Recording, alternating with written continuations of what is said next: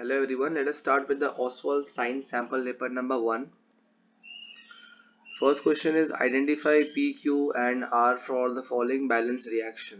तो ये balancing reaction है, that is lead nitrate PbNO3 whole twice gives us PbO plus NO2 plus O2. ठीक है, इसको आपको बैलेंसिंग करना है. So right side से बैलेंसिंग करेंगे. So one lead is present on the right side, one lead is present on the left side. अब oxygen बहुत पार्ट्स में डिवाइडेड है तो इसको आप लास्ट में बैलेंस करोगे. नाइट्रोजन इज 1 एंड यहाँ पर नाइट्रोजन इज 2. यहाँ पर 2 नाइट्रोजन है तो हम यहाँ क्या प्लेस करने वाले 2. ठीक है, तो पहले हम यहाँ पर 2 लिख देते हैं. ठीक है, आफ्टर दैट नाइट्रोजन हो गए. अब ऑक्सीजन देखते हैं. ऑक्सीजन यहाँ पर कितने 2 2 ज़ा 4 5 6 एंड 7. तो यहाँ पर ऑक्सीजन जो है एक ऑड नंबर आ रहा है तो इसको इवन में कन्वर्ट करना होगा, या फिर 6 होना चाहिए या 8 होना चाहिए. कम तो हम कर सकते नहीं है, तो इवन में कन्वर्ट करने के लिए जो ऑडनेस क्रिएट कर रहा है और एक ऑक्सीजन ऑडनेस क्रिएट कर रहा है, तो यहाँ पर हम क्या प्लेस कर देंगे 2. ये 2 प्लेस करने से ऑक्सीजन जो है इवन में कन्वर्ट हो गया, बट ये 2 प्लेस करने से लेड Pb हो गया हमारा 2, तो we have to write 2 over here. Okay, उसके बाद ऑक्सीजन को हमको लास्ट में बैलेंस करना है. ठीक है, नाइट्रोजन आप चेक करो, यहाँ पर 2 ऑलरेडी नाइट्रोजन थे बट ये 2 भी मल्टीप्लाई होगा इससे, तो 4 नाइट्रोजन हो जाएंगे हमारे. सो यहाँ पर आप 2 की जगह पे क्या लिखोगे 4. So let me erase this. So in place of 2 you right what 4. तो यहाँ पर 4NO2 हो गया. अब लास्ट में बच गया ऑक्सीजन. ऑक्सीजन चेक करो, 4 2 ज़ा कितना हो गया 8, और ये कितना ऑक्सीजन 2 ऑक्सीजन, और ये आगे भी कितना ऑक्सीजन 2, तो ओवरऑल कितने ऑक्सीजन हो गए 12 ऑक्सीजन हो गए. ठीक है, लेट्स चेक. 3 2 ज़ा 6 और ये 2 भी मल्टीप्लाई होगा एंड 6 2 ज़ा 12. तो ये बैलेंसिंग करेक्ट है. This is 2 2 4. तो ये कौन सा ऑप्शन है 2 2 4 is a correct one. Then match the column करना है आपको. फाइन, मैच द कॉलम में ऑप्शन नंबर बी चेक करते हैं. ऑप्शन नंबर बी में a metal that forms amphoteric oxide. Amphoteric oxide जो है एल्यूमिनियम है और जिंक. ठीक है, तो ये अपना इसका ऑप्शन हो गया. A metal which melts when kept in our palm. तो पाम की हीट से गैलियम और सीजियम जो है वो मेल्ट हो जाता है, तो ये ऑप्शन आएगा. अ metal that reacts with nitric acid. देखो नाइट्रिक एसिड से 2 ही मेटल्स रिएक्ट करते हैं, मैग्नीशियम और मैंगनीज, तो ये हमारा मैंगनीज हो गया. A metal which can not displace hydrogen from its acid. अब यहाँ पर जो लेस रिएक्टिव मेटल है गोल्ड, वो उसको रिप्लेस नहीं कर सकता, तो ऑप्शन नंबर जो है वो बी आएगा. ओके, थर्ड क्वेश्चन की तरफ चले. यहाँ पर एक एक्सपेरिमेंट कंडक्ट किया है, एक सोल्यूशन अंदर प्रेजेंट है. यहाँ लिखा है bulb does not glow. Bulb glow नहीं हो रहा है, मतलब ऐसा कुछ सोल्यूशन यूज करना है जो एक नॉन इलेक्ट्रोलाइट है, मतलब जो इलेक्ट्रिसिटी कंडक्ट नहीं करेगा. ठीक है, कि इसमें बल्ब जो है वो ग्लो नहीं होगा, हमें वो चेक करना है. Now H2SO4 is an acid, HNO3 is an acid, CO2 in water. देखो कार्बन डाइऑक्साइड जो है एसिडिक नेचर में होता है, इट्स एसिडिक ऑक्साइड. जो भी नॉन मेटल ऑक्साइड होते हैं वो एसिडिक नेचर में होते हैं, तो ये भी इलेक्ट्रिसिटी कंडक्ट करेगा. इसमें इथेनॉल जो है that is C2H5OH is our answer. तो यहाँ मैंने फिलहाल सब पे टिक मार्क कर लिया है, बट ऑप्शन नंबर जो मैं स्टार कर देता हूँ C2H5OH जो है वो इलेक्ट्रिसिटी कंडक्ट नहीं करेगा और बल्ब जो है वो ग्लो नहीं होगा. फोर्थ क्वेश्चन है एन एक्वस सॉल्यूशन ए टर्न्स फिनोप्थिलिन सॉल्यूशन पिंक. अब ए जो है वो फिनोप्थिलिन को किस में कन्वर्ट कर रहा है पिंक, मतलब ए का नेचर क्या होगा बेसिक होगा nature. On addition of an aqueous solution B to A the pink colour disappears. मतलब वापस से जो है मैं बी ए वाले सॉल्यूशन में ऐड कर रहा हूँ तो पिंक का कलर जो है वो चला जा रहा है. रीजन बी जो है वो अपना क्या होगा एक एसिड होगा, तभी तो वापस से पिंक कलर डिसअपियर हो रहा है ना. Which of the following statement is true for A and B. A and B के लिए क्या ट्रू है, ऑप्शन नंबर सी देखें. A has pH less A has pH greater than 7। सीधी बात है, जब A बेसिक नेचर में है तो इसका pH क्या होगा, it would be greater than 7। And B has a pH less than 7, तो B का जो pH है लेस देन 7 है, रीजन ये एसिडिक नेचर में हो जाएगा।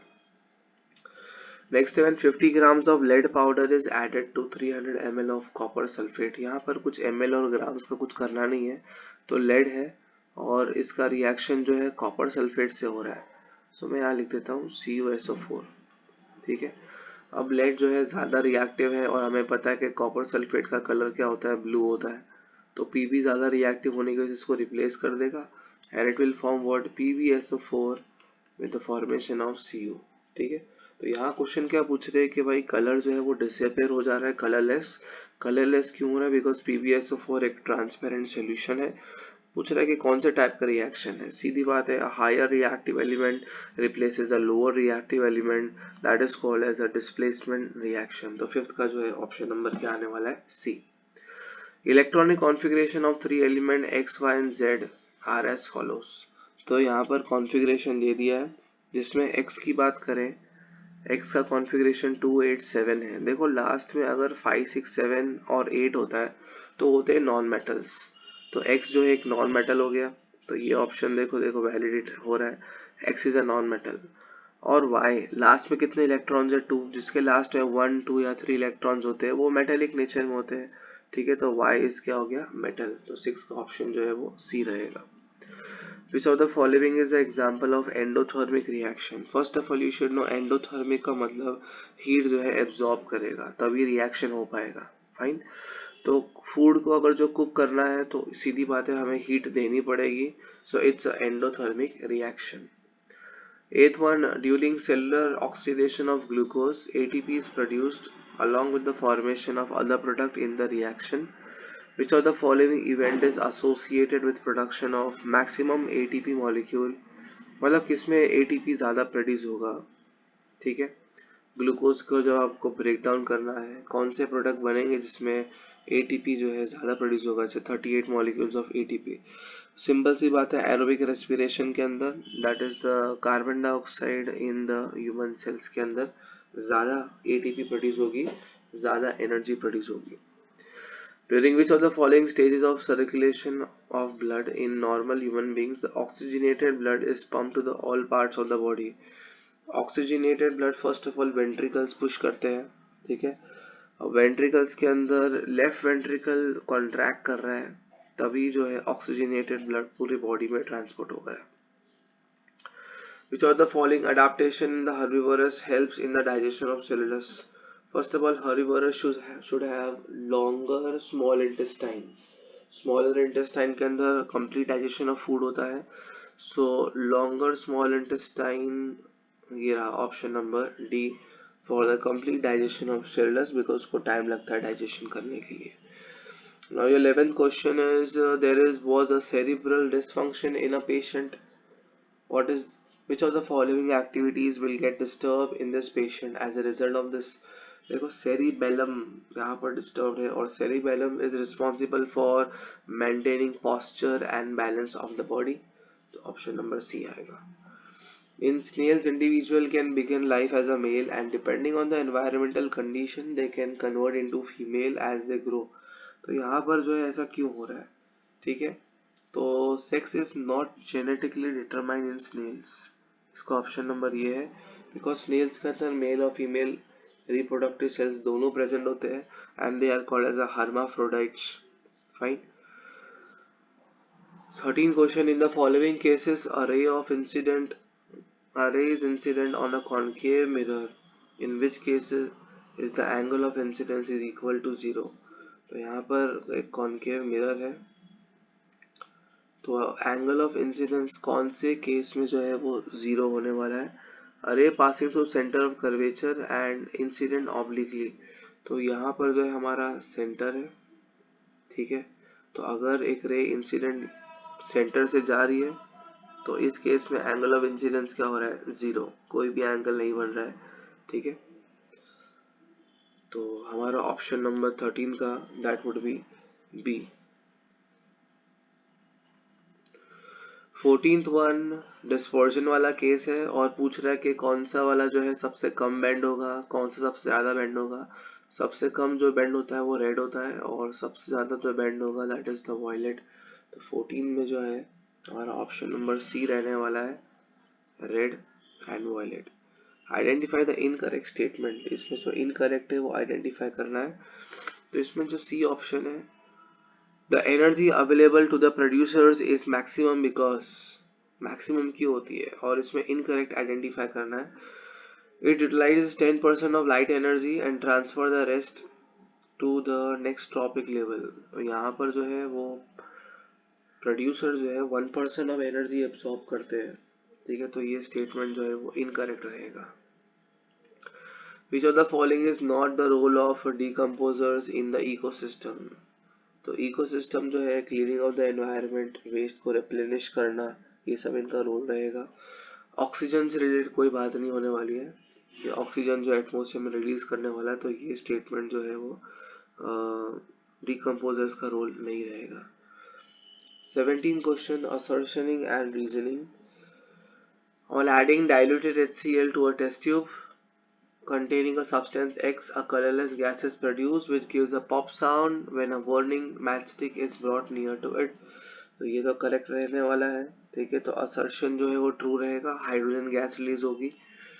In this reaction metal X is displaced by hydrogen. भाई ये तो उल्टा है, हाइड्रोजन जो है वो किससे रिप्लेस हो रहा है, मेटल X से। तो असर्शन जो है वो ट्रू रहेगा और रीजन जो है वो फॉल्स रहेगा, ठीक है। तो assertion is true, reason is false. तो ऑप्शन नंबर क्या आने वाला है, सी।